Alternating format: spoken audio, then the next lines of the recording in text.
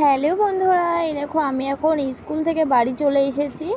তো বরমশাই কাজে যাবে, খুব তাড়াহুড়ো করছে। এই দেখো আমি তাড়াতাড়ি করে নাইটিটা পরে নিলাম। এখানে আমার হাতে আছে পোস্ত। তো এখন আমি পোস্ত দিয়ে দেখি কি রান্না করি। এখানে আমার বরমশাই মাছ কেটে নুন হলুদ লাগিয়ে রেখে দিয়েছে। এটা হচ্ছে ডাঁটা। তো আজকে হবে ডাঁটা দিয়ে মাছ দিয়ে ঝোল হবে। এখানে আছে ঝিঙে, সেটাও তরকারি হবে। এখানে উচ্ছে আলু ভাজা হয়ে গেছে। এখানে দেখো ডাঁটা আলু তরকারিও বসিয়ে দিয়েছি। হ্যাঁ, তো তাড়াতাড়ি করতে হবে বলে ওর জন্য তাড়াহুড়ো করছি। দেখো এদিকে ডাঁটা আলু কষিয়ে ভালো করে জল দিয়ে একদিকে সিদ্ধ বসিয়ে দিয়েছি। এখানে উচ্ছে আলু ভাজা হয়ে গেছে আমার।